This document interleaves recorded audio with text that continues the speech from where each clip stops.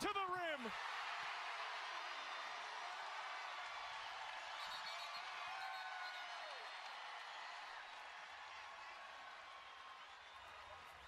An 11-0 Iowa run.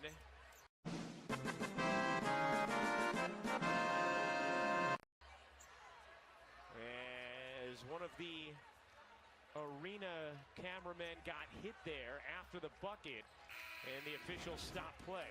Right here, this is Caitlin Clark all on her own, jumping out to double team.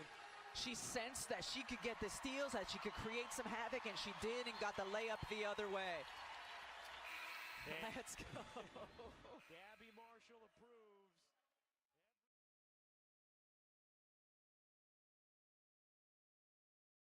All drivers to your cars.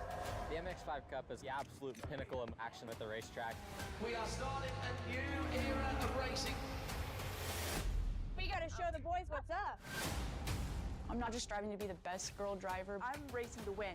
It's the ultimate challenge. The first 6 years of my career, I was the only woman. It's a lot of pressure, but when the helmet goes on, nothing else matters. Being a team owner, I manage everything. I'm not your mom, I'm your boss. I have to fight every instinct of fear. Oh my God! It's consumed my life. I haven't slept in 5 years. I'm capable of winning. It's not like these guys are Superman. Turns out we know what we're doing. You need to do anything that it takes. Oh my God! It's exhausting for all the right reasons.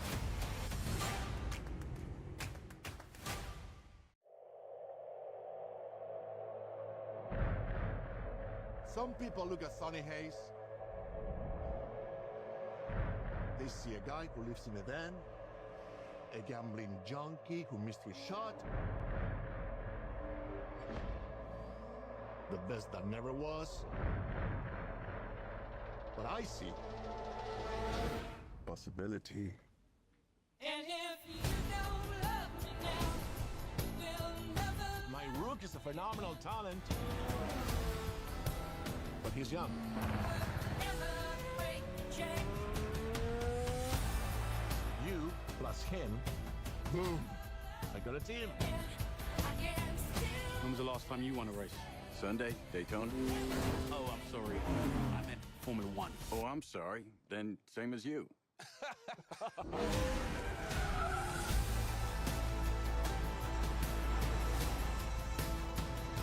There's this new guy. He's old. He's such a prick.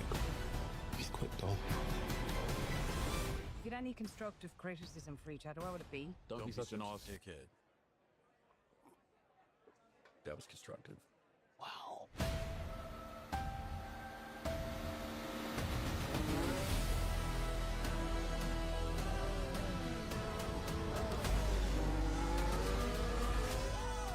Did you win something? There's 20 other drivers still out on that track. Do you think any of them respect us?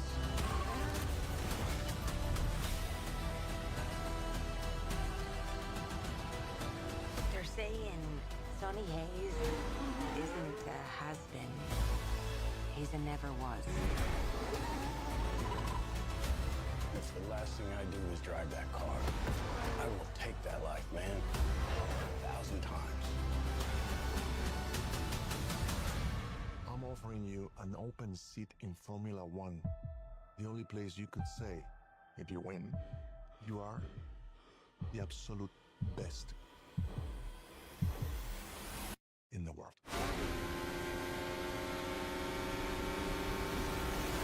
Never break the chain.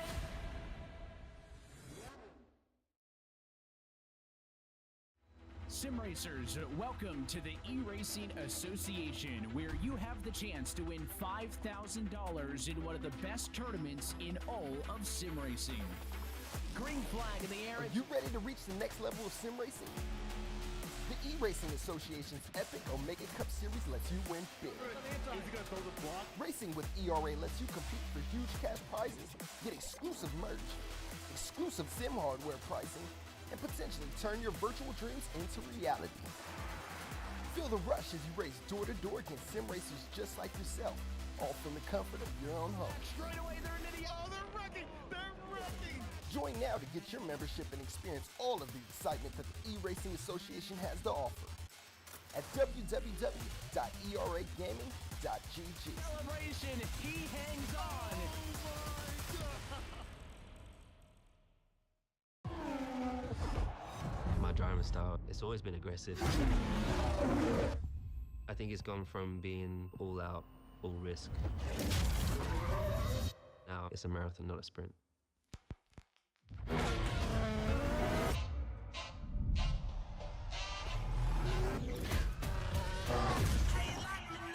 new year, a new era, a new season.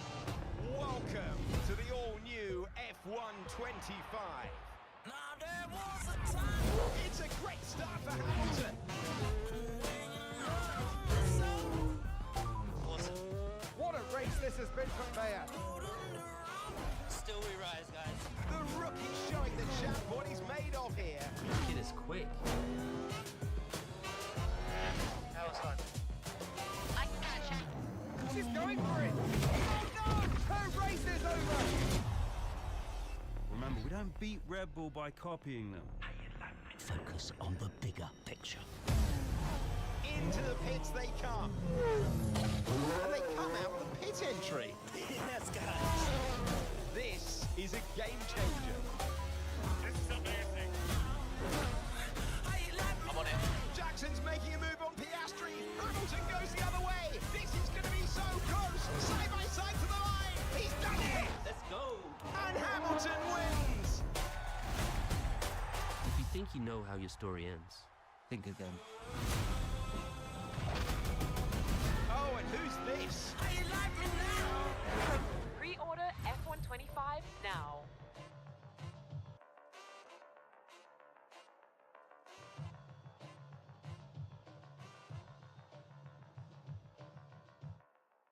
Good afternoon, everybody. My name is Doug. I'm the founder of FUBAR Studios Veteran Reinforcement. We would appreciate your consideration during the NASCAR Giveathon to donating to FUBAR Studios Veteran Reinforcement by supporting our mission to be able to continue hosting events like Track Day for Veterans, where we're facilitating veterans, involving them into their races and interacting with the race teams. We are providing a therapeutic environment for these veterans that are struggling with PTSD and TBIs. So thank you. Drivers, start your engine!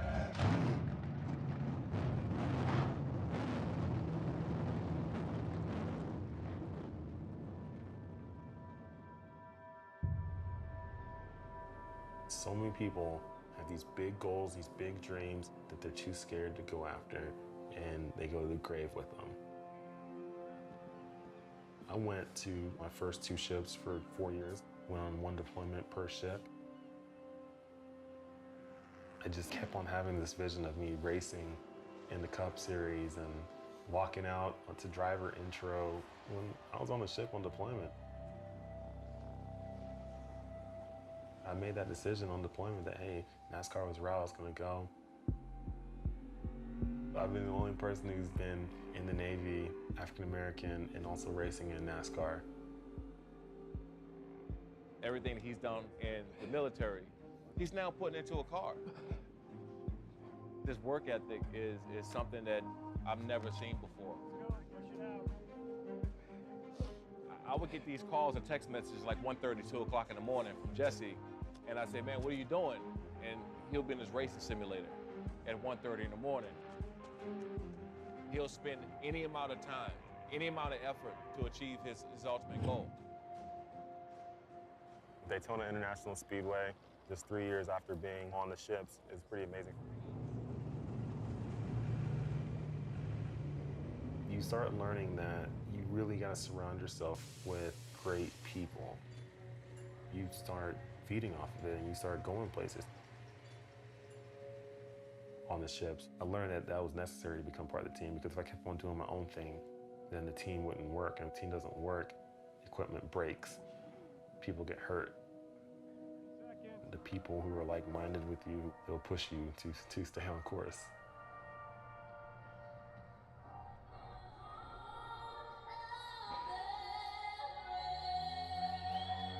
It shaped me a lot. I mean, I wouldn't be who I am today.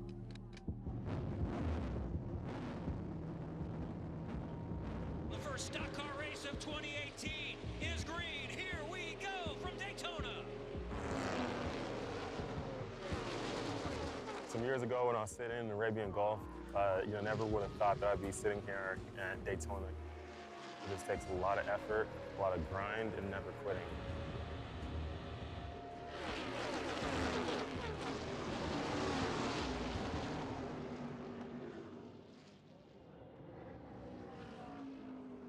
There was many times I wanted to quit. I wrecked out of 6 of my first 7 races. After each one, I could have easily been like, why am I doing this still? Quit. But I told myself, no, it's gonna get better. Went to my 4th race, wrecked again. Now it's gonna get better. Got to my 5th, wrecked again. Now it's gonna get better. Got to my 6th, and wrecked again. Like you're in it, you're in the thick of it, and you have got to just tough through it.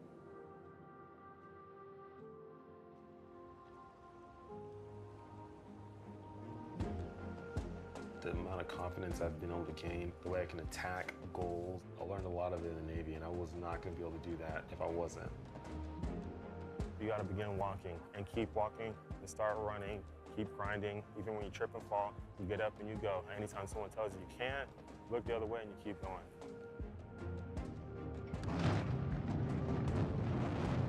My name is Lieutenant Jesse Iwuji, and I'm a surface warfare officer in the United States Navy.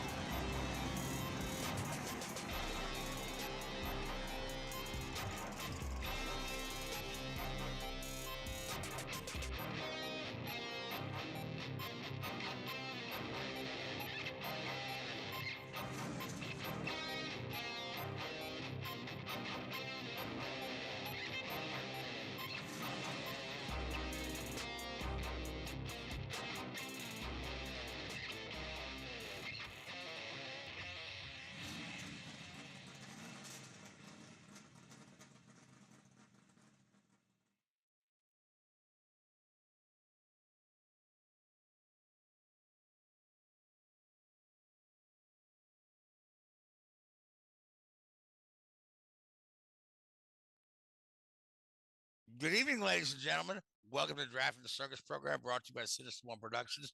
My name is Frank Santorowski. I'll be your host for the next hour as we talk about this past week in racing and preview next week. Joining me in the studio, my good friend Richard Uden. Richard, how are you tonight, buddy?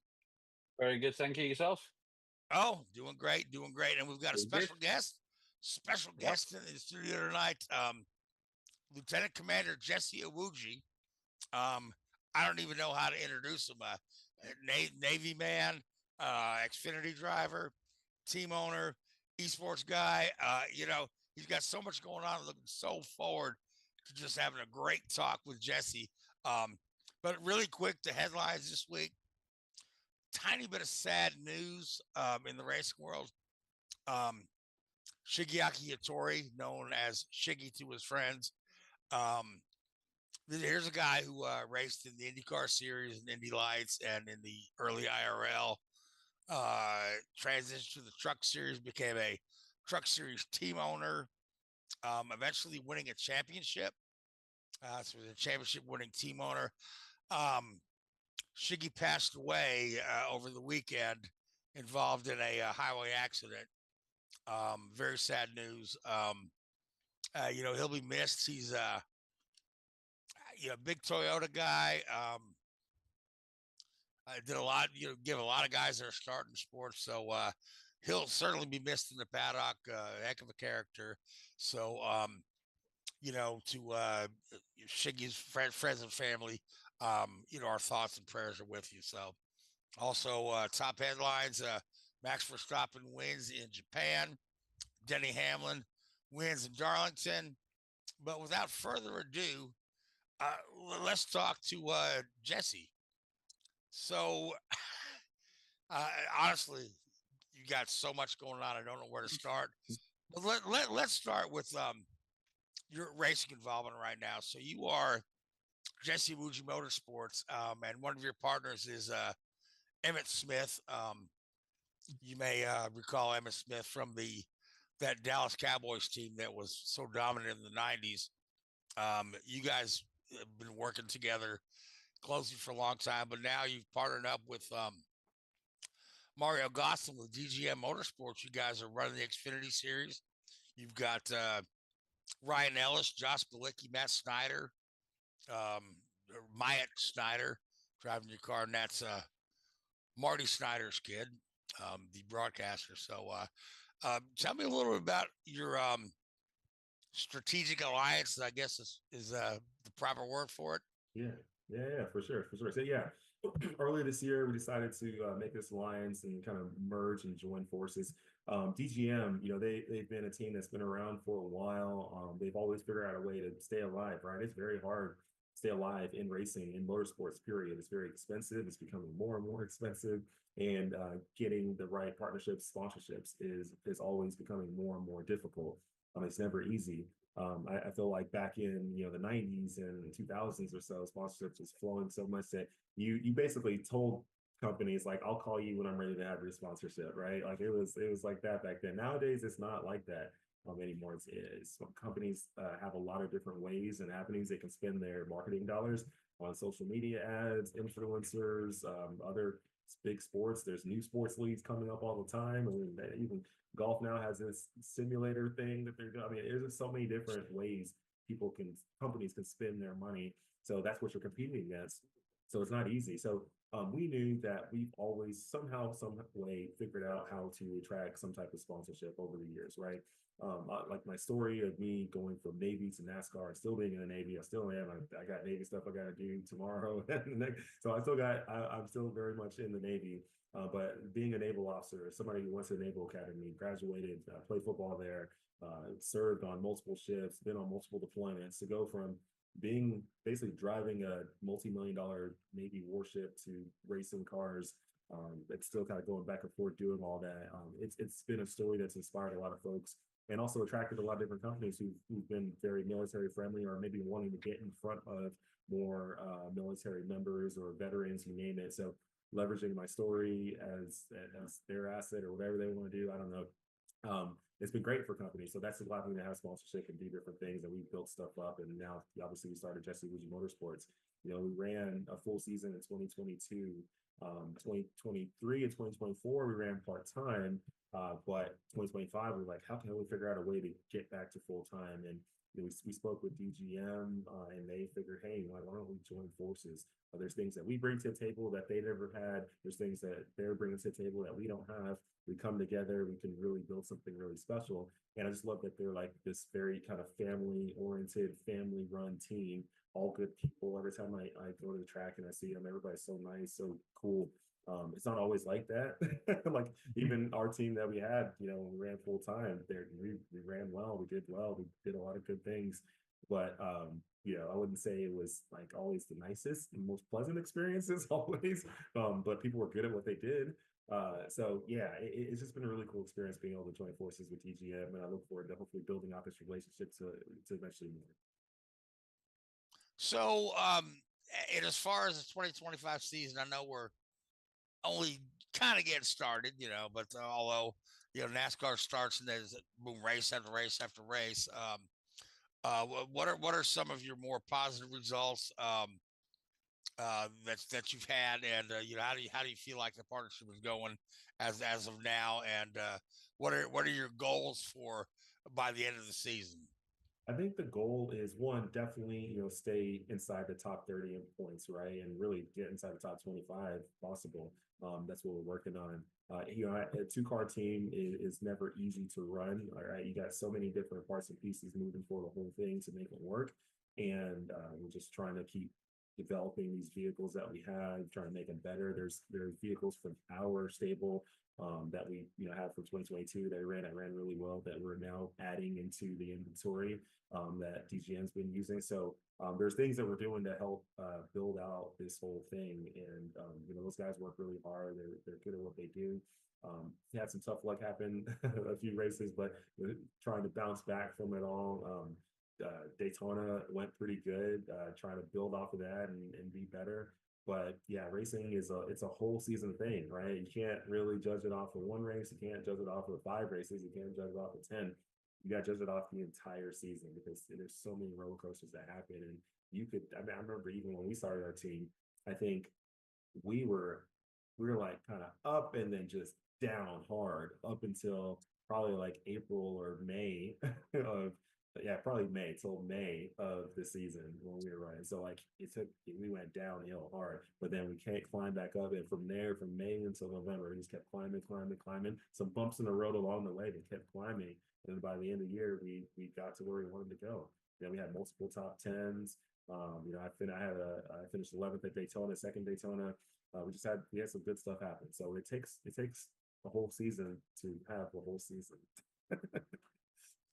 Now, you have more or less stepped away from active driving. Is that correct?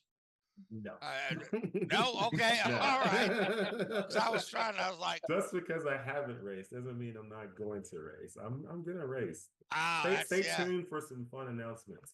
But that's the answer I was hoping to hear. Yeah. No. Last year I didn't get to race. I did a very, I guess, selfless thing. I did have some sponsorship for me to go run last year.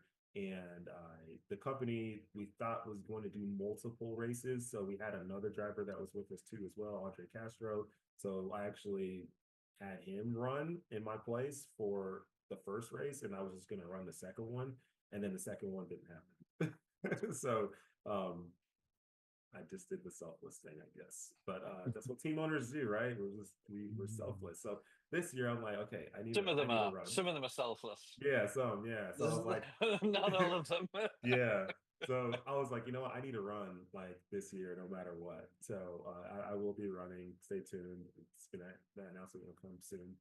But I will run, and hopefully more than once. But yeah, I definitely like running. Now, full-time running, yeah, I don't run full-time. I haven't ever run full-time since like NASCAR K&N series.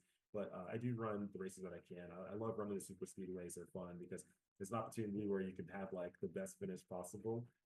Nothing else like, the only thing that can get in your way is people wrecking. But I've been very fortunate that I've gotten through every single super speedway without a major wreck.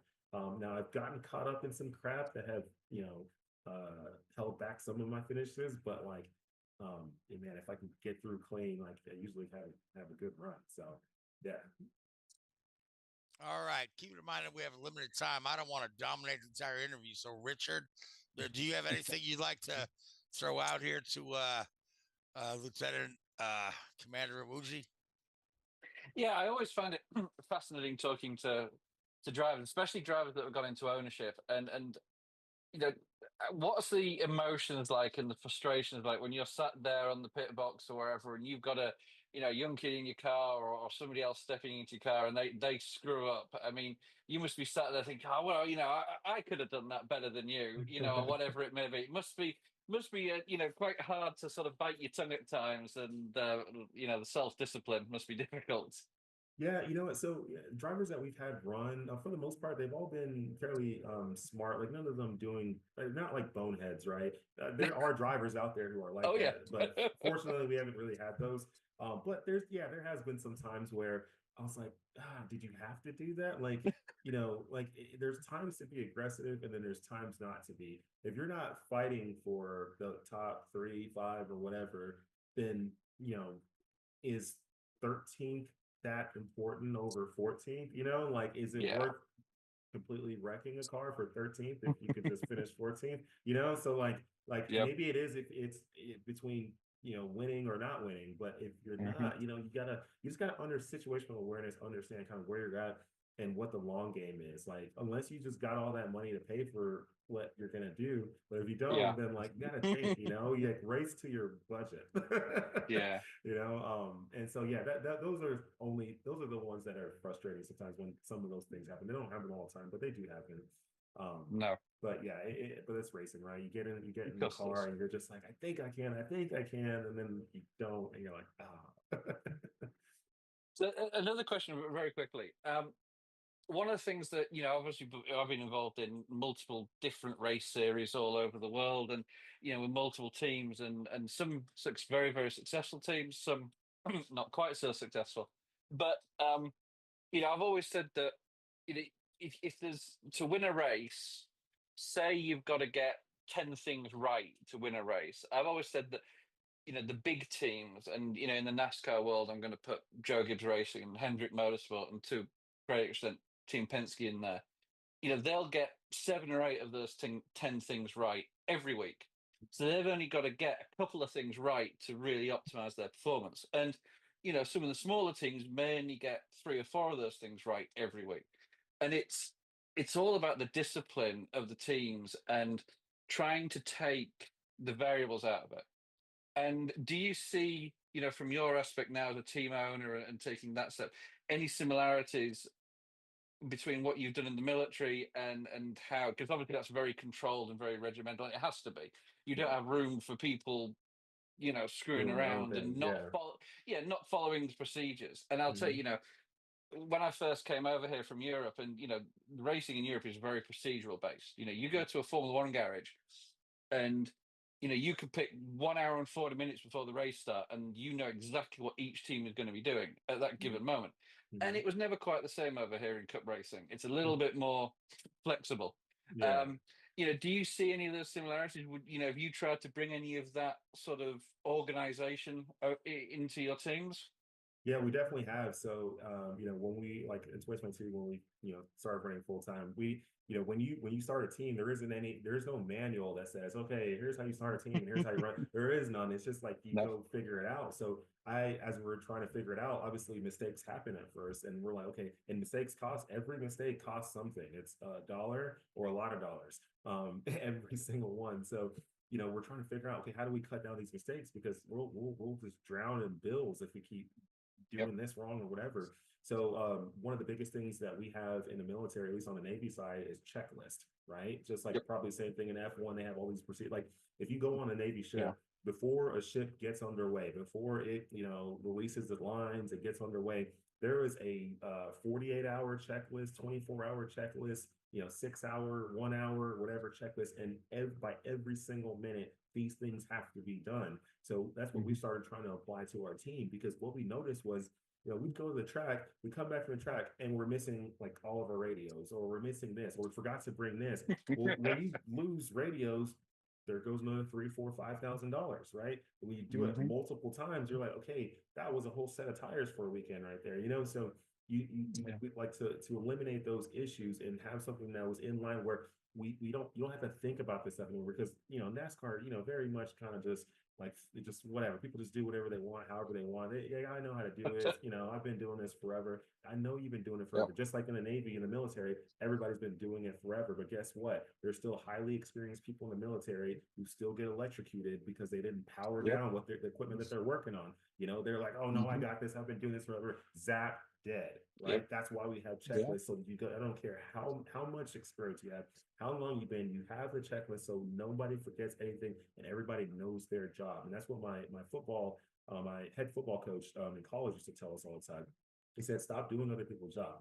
Do your job. If everybody does the quarterback does his job, if the running back does his job, if the linebacker does this, safety does this, then you'll be fine. The moment the safety starts wanting to fill this gap because they see the ball's about to be there and they don't do their job anymore, guess what? That's when he pitches it out to the next person and touchdown, right? So do your job. And that's what we really had to focus on, getting everybody to focus on their job and their job only, but also follow the procedures, follow the checklist. You start doing that, we stop wasting money. We have more money for research, development, and increasing and bettering our equipment. Right now, we don't have to have these terrible 6-piston brakes. We can now go to the Brembo ones, right? We can do this because we're not wasting money on mistakes, procedural mistakes. So yes, procedure, checklist, and everybody understanding what their responsibilities and duties are and falling in line and doing their job, then all of a sudden processes just work, money gets saved, you get to better your program, and by the end of the year you're like, okay, wow, we're actually doing all right now.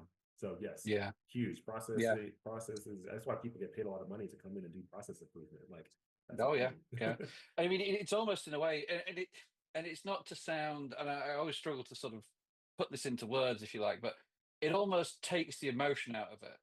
You know, you want to have that, you know, emotion in racing because it's a passionate thing. You know, people go racing because it's passionate, it's exciting, and it's, you know, the adrenaline rush. But you know, and then in NASCAR to a certain extent. But when I was, you know, back in the Formula One world, the races were terrible.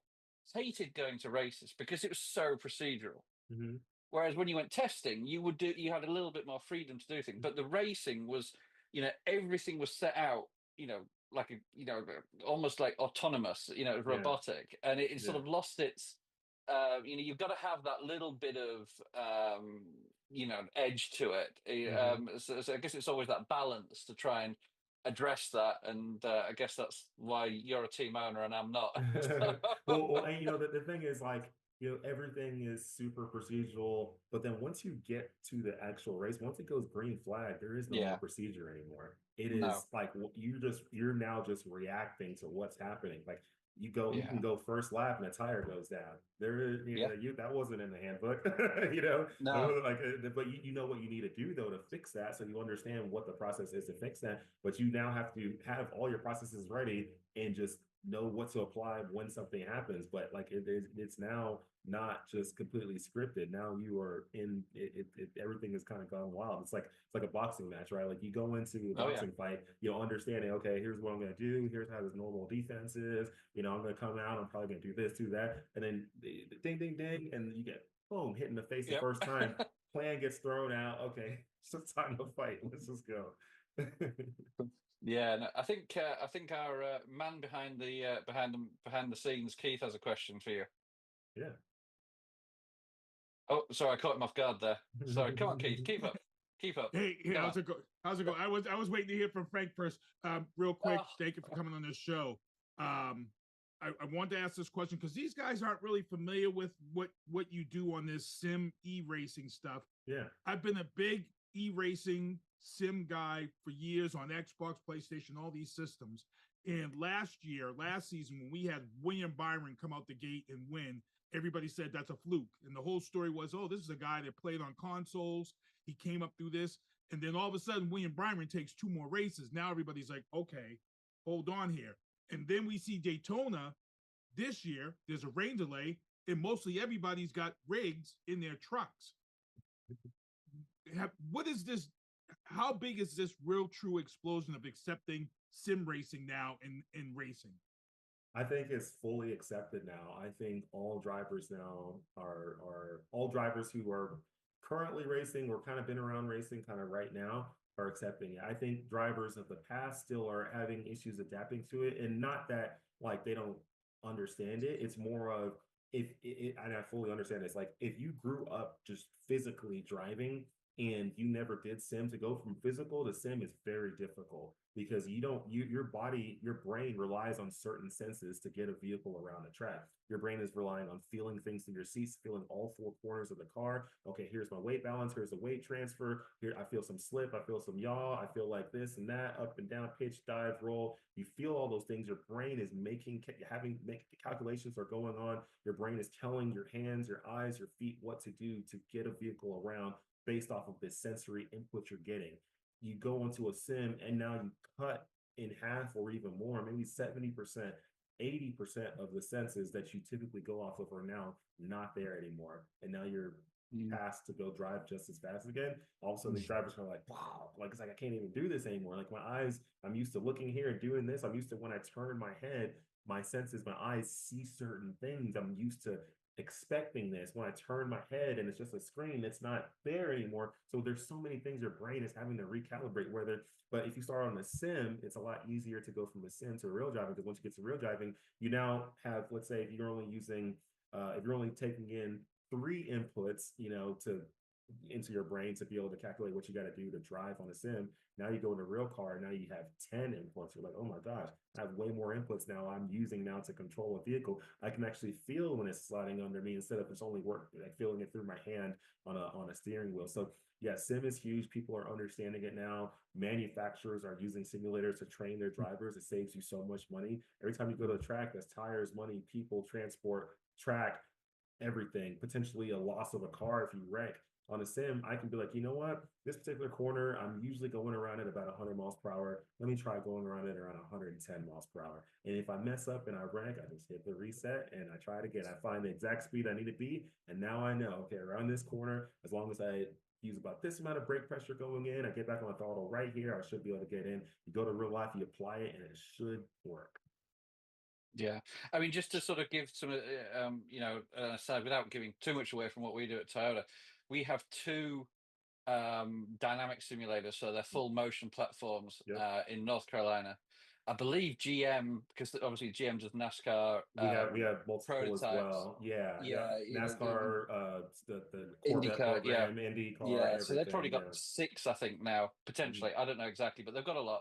And so in NASCAR, the rules with the NASCAR is the teams are not allowed to have a motion platform simulator. They have to be owned. I know they have to be owned by the manufacturers. It's crazy to me. It's the like number of teams now that have static sims, and even the teams now are employing iRacing guys. I know 2311 have a full-time iRacing guy. Legacy Motor Club have a iRacing development driver. And what they'll do with these guys is they'll have these guys in on our motion platform simulator or a static simulator and correlate that to, as you mentioned, driving a car, to try and make that as close as possible. And whenever we go testing, we'll be testing Tuesday, Wednesday, Thursday, for example, and then Friday, the driver will come in onto the simulator and try and correlate. We even had on our Lexus program, one of the drivers do a test in Indianapolis on Tuesday, fly back, go in the simulator overnight, Tuesday, Wednesday, and then fly back to Indianapolis Wednesday to do further correlation. It's a crazy, because track time's so expensive, as you say, you weather dependent. I was in Michigan last week testing, we lost track time because of the weather. Mechanical failures, you lose an engine or whatever, you're down for 2 or 3 hours. In a sim, you just, as you say, you just press the reset button and happy days. Exactly. And let's say you're just working on, hey, let me figure out the optimal lap, right? Well, if you real life, your optimal lap will be when the tire is optimal in the very beginning. But then once you start running, you got to put on a new set now. In a new set, on the sim, you just keep hitting reset and just new tire, new tire, new tire. Yeah. So it's amazing the level they're at now. They're pretty cool toys. I mean, it's pieces of equipment. Yeah, very expensive. So you are the co-founder of the E-Racing Association that is involved with the NASCAR iRacing. But one of the things I like about what you're doing with that program is that you've kind of woven that in with STEM education programs.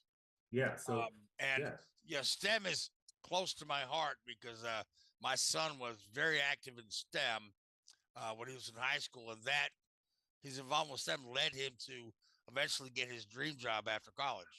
Nice. Yeah. So with E-Racing Association, we started it because we wanted to put on sim racing events where people from home could feel like a pro. So we all know that it's very difficult, obviously, to get into real life professional racing. But if we could put on an event where there's broadcast, it's being broadcasted on iRacing, real commentators, just real professional feel, like you're actually competing in a professional racing event. Like we wanted to give people that opportunity and not only just compete in it, but win some money too as well, and some decent money. I mean, you win one of our events, that's $4,000 cash to you, like not a credit, not a whatever. It is straight up 4,000. We've had people win multiple times, so that's enough. You could use it to get into a lower level race car or something. You'll do maybe a spec Miata race or something like that. So we're giving people opportunity to win money, go chase their dreams, do whatever they want with it. And then also too, we're trying to build up the STEM side of it too as well, where in esports, right? Like sim racing, especially, it's like one of the only esports where you can truly translate it to real life. So if you're trying to become an engineer, especially a race engineer, right? You're learning everything you need to learn in school, but it's hard to apply it if you don't have a race car to go apply it on. But you can go on the sim and say, you know what? Okay, I learned in school today that I can do this and do this to help disrupt this or fix my friction issue or whatever it is, or if I want the vehicle to behave this way, and you can go on a sim and make those same changes that you've learned. You do the mathematical calculations, make the changes, and actually go drive to see if it does what you think it's going to do, right? So you can actually go test your knowledge that you just learned. So that's where the STEM comes into it, right? Science, technology, engineering, math, it all gets applied in sim racing. So yeah, that's the whole point of ERA, to put on events, make people feel like a pro, get STEM to be something cool, right? Kids think STEM is cool when you have a racing simulator to practice with. What would be like the minimum requirements you would need to just kind of begin iRacing? Because I know some of these guys I know have these rigs that take them half to the living room, and their wives must be not too thrilled. Yeah. But at the same time, I see guys with a little steering wheel hooked up to a laptop. So yeah, what's the minimum you get in and actually be somewhat competitive? You can have basically any setup, really, honestly. I mean, yeah, there's some of the fastest drivers still just have a steering wheel hooked up to a desk and pedals right underneath. You can have that, or you can buy a basic sim rig. I think the best thing to do if you want to be competitive on iRacing, you can have a basic sim rig. You can be, let's say, not computer included. You could probably be somewhere around $1,000 or so, and probably have a decent rig that will get you around. You can still be fast and learn how to be quick on it. You can go start spending $5,000, $6,000, $7,000, and you'll have an even nicer setup. But just the nicest setup doesn't make you the fastest driver, if that makes sense. Like, true, yeah. Like a better setup definitely helps you get a little bit better feel, and probably can help you over time become a fast driver. But I mean, a basic Logitech G27, you can still be pretty quick. All right, fantastic. Well, I think that takes us to the end of our time, because you've got another podcast to get to. Yeah, I got. Because I would keep you. I would keep you on all night, because I'm enjoying talking to you, but I don't want you to miss your other commitments. So, Jesse, I really want to thank you.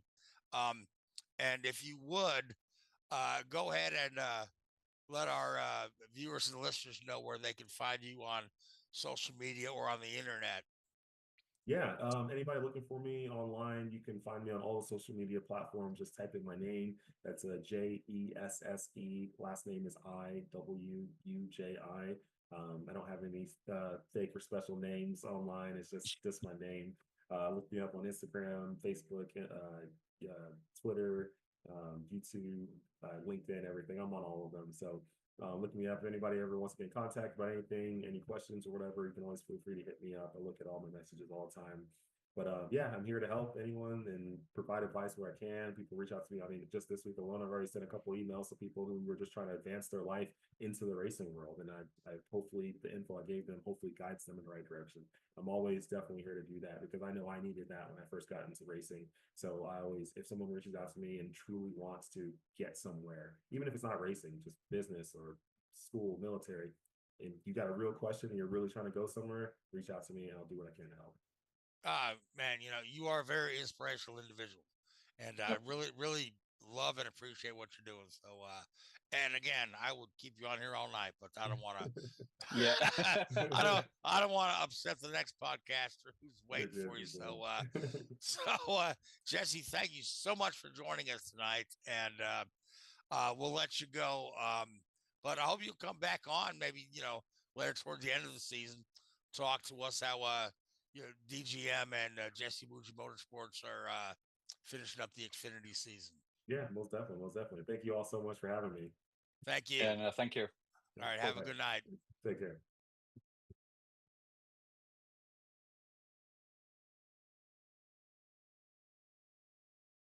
All right, and we're back. That was Jesse Iwuji. What a fine young man. I know he's 37, so he may not be young to you, but he's young to me. So, man, that guy's got so much going on, and we didn't even get to touch on some of his other causes with help for veterans and other military programs. So hopefully he'll come back on the show. But yeah, what a wonderful interview, Richard. What did you think? Yep, fantastic. Enjoyed every minute of that one. Yep, really good. All right. So did you enjoy every minute of the Formula One race from Japan in the middle of the night? I must admit, I didn't watch it until about 7 a.m. the next morning, but yeah, it wasn't exactly a riveting race, but yeah, that's the way it goes. We've been spoilt recently, I think, with some pretty exciting and entertaining races, and that one was a bit of a yeah, it was a bit of a snooze fest, that one. Yeah, I saw a meme where they had a first half of the race, guy watched the race falling asleep, pit stop exchange, perked up. Yeah. After that, back to sleep. Yeah. But here's Max Verstappen, showing that he's not done. He's not ready to be put out to pasture yet. No, God, no. Anybody that thinks that was, lap in qualifying that he just pulled out of thin air to snag the pole in the last minute was impressive. That was yes, nothing short of impressive. And I think that you know, he may not have won that race had McLaren not miffed their strategy a little bit, but I don't think Max was going to be denied one way or the other. No, I think you're very right there. I think, you know, that lap reminded me of like Hamilton's lap at Singapore a few years ago that was just on rails. And it's, you know, it's these tracks, these pure what you call drivers tracks. You know, you ask any you know, any of the drivers out there, and Suzuka's always in their top 3 or 4 tracks that they enjoy driving at, unless you Lance Stroll. But yeah, it's yeah, it was phenomenal, and that won the race for him. And it is a shame you're seeing, you know, with the current car, you know, and it's the nature of nature of the beast, I guess, in some ways. You have these fast flowing you know, circuits that create huge, you know, lateral G forces that the drivers love driving, and you're thinking of like Spa and Suzuka especially there.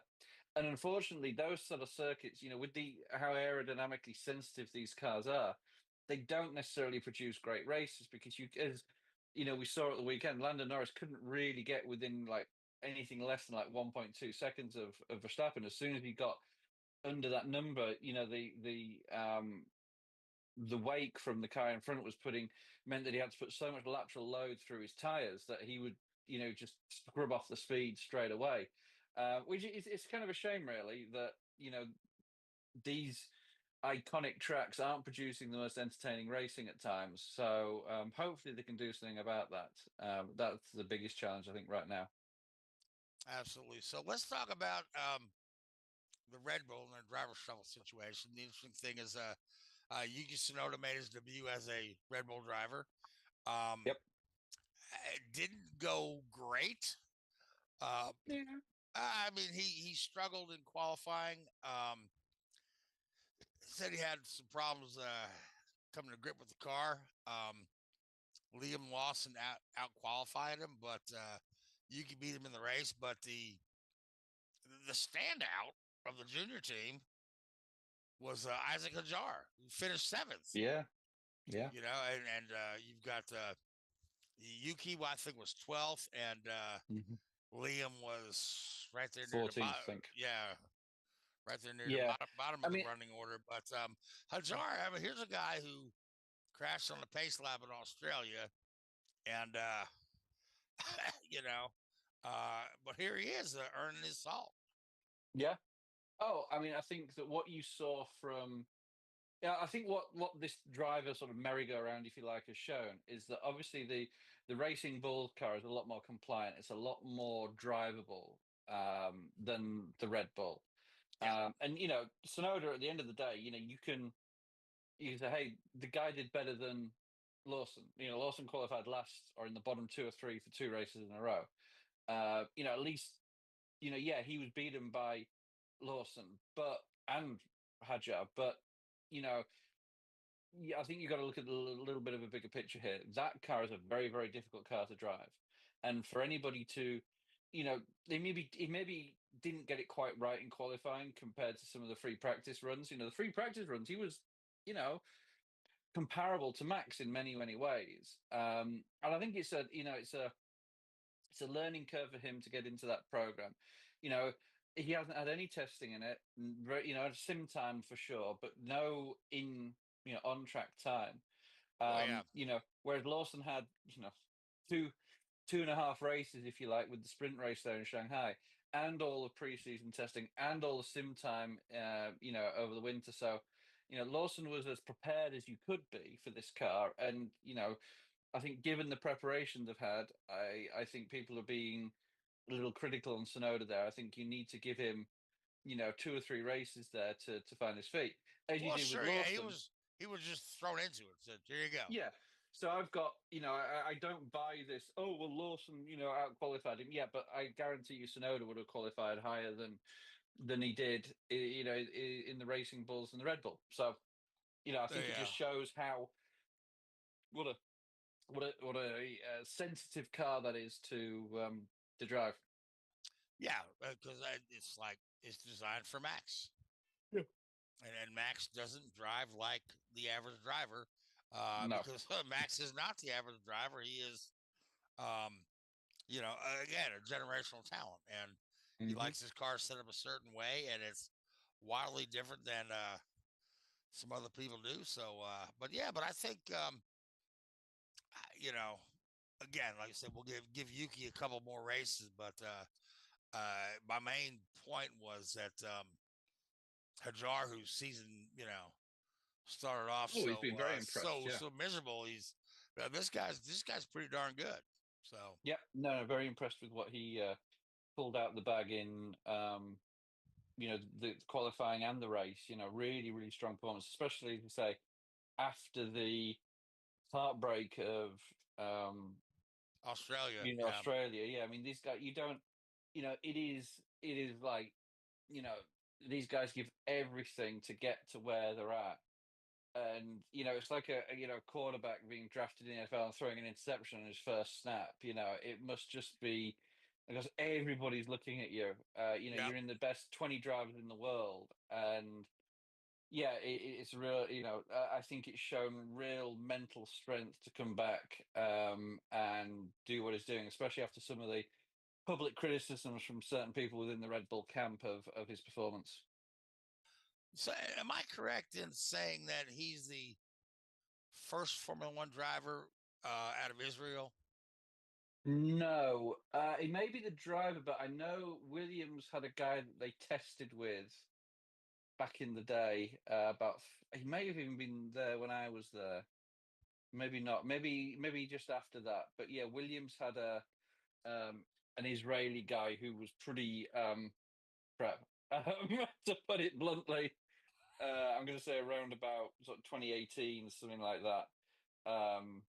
They had one in there, and I can't remember his name now. Roy Nissani, I think it was. I can't remember. Was it Nissani?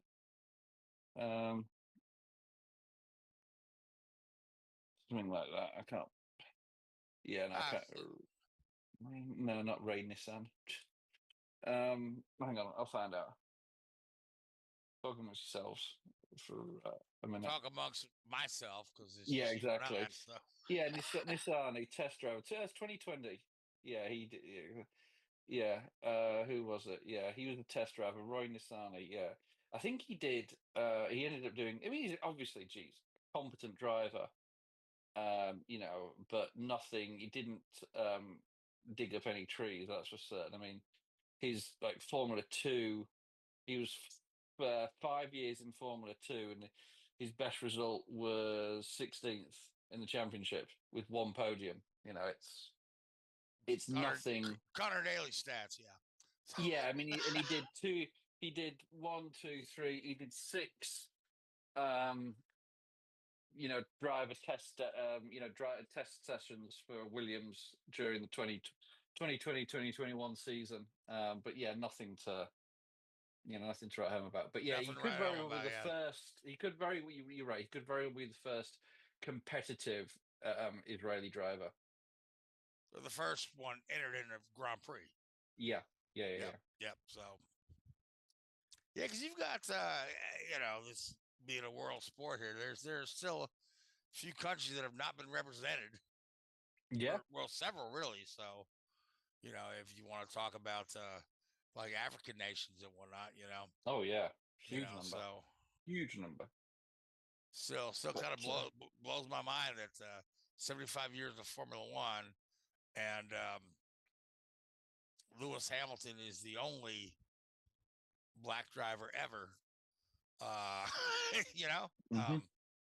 So I was kind of looking up some of these stats about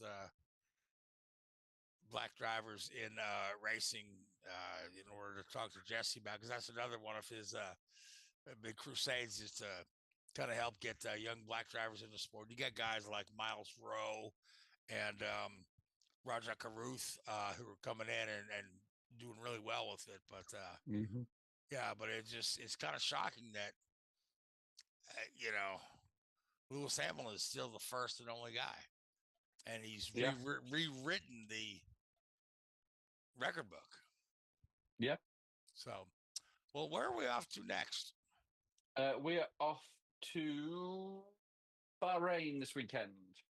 So this coming weekend we're in Bahrain, huh? Yeah, we just had the first of 3 back-to-back. So we're in Japan, Bahrain, and Saudi Arabia, 3 races in a row. So big back-to-back. So do we think Max Verstappen goes back-to-back? I doubt it. You never know. I was going to say, like, McLaren still obviously has the better car. I mean, for sure. And I mean, Bahrain is one of those. Bahrain is one of those circuits where you probably could be more aggressive, and if you found that a slower car was ahead of you, you probably could make that pass and make that move. But I think I'd be very surprised if Max went back to back. Unlike so would I. Yep. So who just went back? Come on, there's a perfect transition here. Yeah. So Denny Hamlin. Thank you. There we go. Yes, there we go. Well, I was gonna try to have us make picks for Bahrain before we got to talk about Darlington. So, so who do you like for Bahrain? Piastri. Piastri. Okay, so I'll take Lando. And then another breaking story this week, Formula One wise. Lewis Hamilton had mentioned that equity wise, his car is lagging behind Leclerc's. I mean, there could be a little bit of that. I mean, I don't know for certain. Obviously, they have, especially with the budget caps now, the rollout of parts through the year is a challenge. You can't, back in the day, teams would typically try and bring two of everything or 4 of everything. But that's not always possible now with the budget caps. So there could well be, but typically the teams would never put them in such a situation that there's a massive differential between the 2 cars. I mean, Williams have openly admitted that they're in the same position. Alex Albon is the driver with the new chassis. The chassis that Carlos Sainz is driving is one of last year's old chassis, and they're waiting until they can afford to build a new chassis for Sainz before he gets to the latest and greatest. So, there's always going to be a little bit of disparity and a little bit of difference between cars for sure. But you would think Lewis, being Lewis, would be the guy getting the preferential bits on the car. You would have thought so, yes. You would have thought so for sure. But it's either Lewis just making noise or some journalists wanting clicks. I think that's more to the. I think that's more than likely. All right, so let's go to Darlington. Yep. Drive through the backwoods of South Carolina. I've been to Darlington. It's a little bit terrifying on the way there, but once you get there, it's a good time. So, yeah. So, here we go. Another Toyota win. Denny Hamlin back to back. Early portion of the race, William Byron pretty much had it on lockdown. And Richard, what happened? Well, Byron's car was incredibly quick in free air. As soon as he was shuffled back in the pack, which was going to happen at some point during a Cup race, the car was nowhere near as quick. Typical Darlington strategy played out. The tire drop off is huge around there. Even pitting a lap earlier or a lap later than your rivals can make a massive difference come the end of the race. And for Byron, he could never get back to the front and never get back into that free air. So that limited his chances of winning the race. Tyler Reddick played the tire strategy and was out front for quite a while, but then Ryan Blaney played the perfect strategy. Came on really strong at the end of the race, caught and passed Tyler Reddick with about 4 or 5 laps to go, and then within seconds of Ryan Blaney passing Tyler Reddick, Kyle Larson span for a second time of the day, hitting the inside wall and bringing out a late race caution. Coming down pit road, Blaney had a slow stop, relatively. The 11 car, who'd been in the mix all day but never really challenging, they had a blistering pit stop and came out in front. And on the green-white checker, Denny, fair play to him. He just hit the sweet spot on the restart. Thankfully for him, the guys behind were all squabbling for position, and Denny just drove away from the field over those last two laps, and walked away with the win. To be obviously, the 24 camp and the 12 camp, they're going to be, feeling like they're sucking on lemons this morning. They're going to be so disappointed with the result. But that's the nature of Cup racing. The NASCAR, build the series in that way. And, for as many races you win like that, it'll be, as many you lose like that. You don't remember the ones you win that way, but you're sure as hell remember the ones you lose that way. So, Absolutely. It was, as I say, the Ford guys there at Penske and the guys at Hendrick must be, really frustrated. But as I say, for every race that they win like that or lose like that, there'll be just as many the other way around. Yeah. So Denny Hamlin, again, here's a guy who's won just about everything you can in NASCAR except the championship. And Yes. every year he seems to fall short to the point that it's a long-standing joke. And of course, 30 years ago, there's another guy, Mark Martin, who kind of was the same. People sometimes acknowledge him as the best guy to never win the championship. Although Mark didn't win all the majors like Denny has. Denny's got what 3 Daytona 500s? Yeah, I think so. Yeah. Yeah, and he's won all the other majors, and he's been in the playoffs or the chase every year. I'm like, you just got to kind of wonder, when is it going to be this guy's year, or is he going to? It's like when Dale Earnhardt never won the Daytona 500. People start wondering, well, is this ever going to happen? Is this ever going to happen? And then finally, 1998, after him winning all kind of firecracker 400s and Daytona qualifying races and winning all these races at Daytona, finally wins the 500.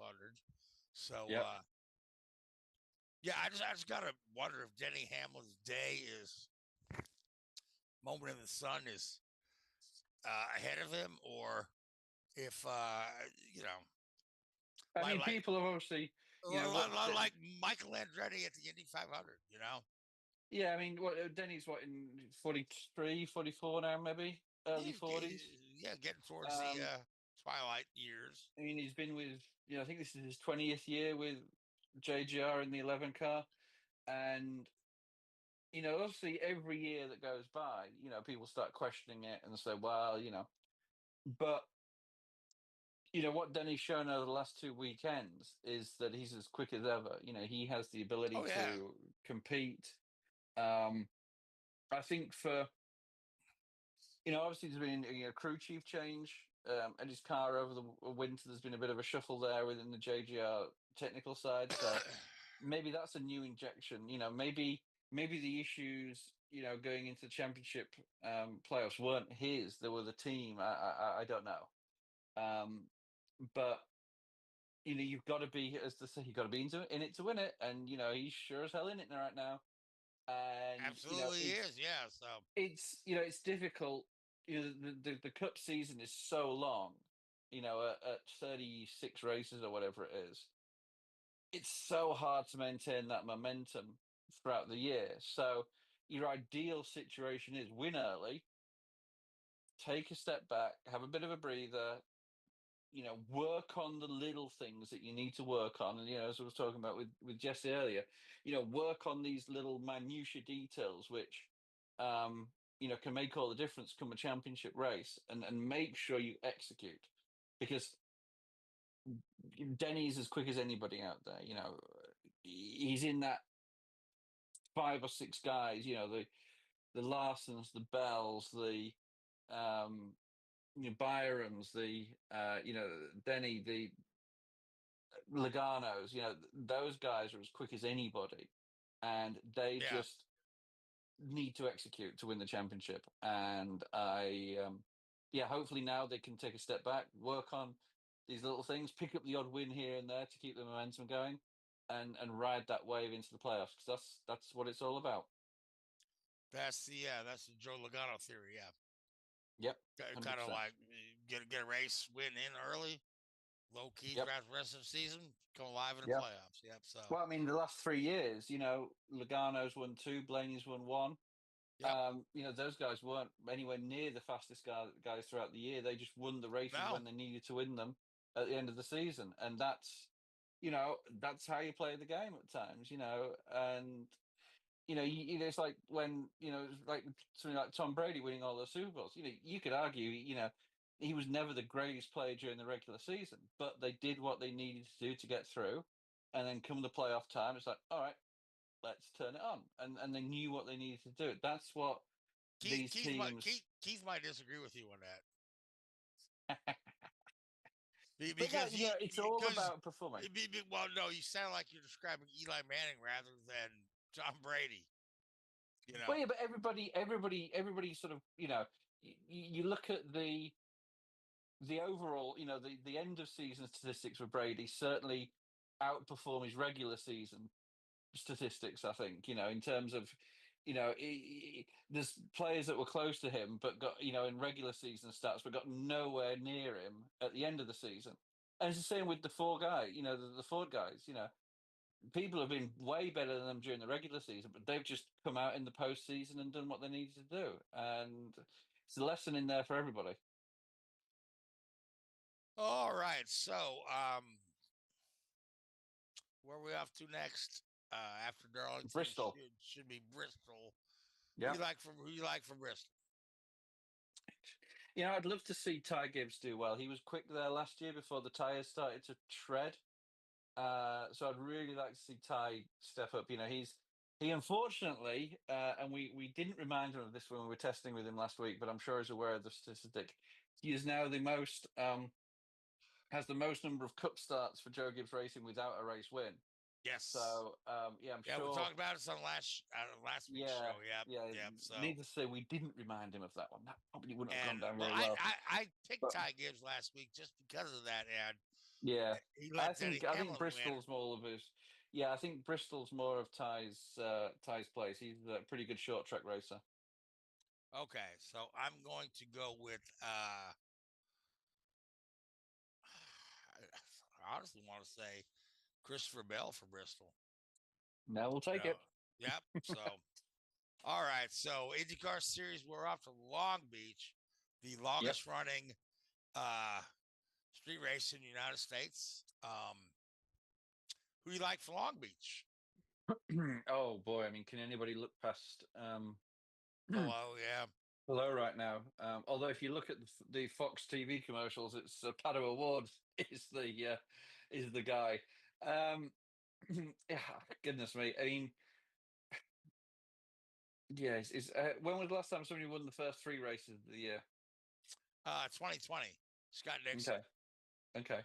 The pandemic season, yeah. Scott. Oh, I think Scott ripped off 3 in a row at the start of the season. Yeah, I mean, it could be. I mean, you hate to say it, but we wouldn't be sat here next weekend, in a state of shock if he does win 3 in a row. No, not at all. Not at all. So you're taking Alex below? Yep. I'm gonna go with Scott McLaughlin. Yeah. So that race will be again Long Beach, one of the longest running historic races in the country. NHRA, well, Lee left us hanging tonight, so I don't know what's going on in the NHRA. I did notice that John Force was the butt of some very unfortunate and tasteless fake internet articles that people shared. I opened up my Facebook the other day to somebody had shared that John Force had died. I'm like, that can't be right. And of course it wasn't right, but I'm like, I think it's absolutely so tasteless to go ahead and concoct a story with a fake thing just to get clicks and say that a man has died, so yeah, it's terrible. Not cool. But and then another one, same source said John Force announces his retirement from racing, which I mean that tracks a little better. Yeah. But at the same time, I think John Force has not made any announcement either way. He's not said I retire, and he's certainly not said I'm dead. So I think he'd struggle to do that in all fairness. Yeah. So listen, that takes us to the end of the hour. I want to thank Jesse Iwuji for coming on. What a brilliant guy to talk to. Got his hands in so many things. I hope he comes back on the show. Again, he's a friend of the show. He was on our show in 2018, 2019. Back in the pre-video days. And he was just as charming then. E-Racing Association is what he's up to now. You can find them online. I also want to thank Warner Brothers for the Formula One movie. Luis Torres, Multimedia. Luis, if you don't come back on the show, we're kicking your trailer off the thing, right? I'm getting about tired of seeing you get knocked over by a girl in a basketball game if you're not going to come and talk racing with us. So, Track Day for Veterans. They've got a Giveathon coming up. So look that up. Track Day for Veterans. That's a very worthy cause. Another good friend of the show. EA Sports Formula One 2025. If you can't afford a big e-racing sim, pop this thing into your Xbox or whatever gaming device young people use now. Maybe your Nintendo Switch. I don't know. I can't keep up. But the last new one I bought was Nothing. Carry on.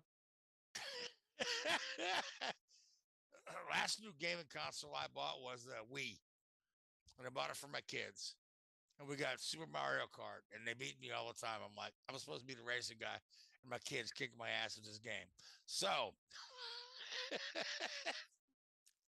I want to thank you, Richard. I want to thank Jesse Iwuji one more time.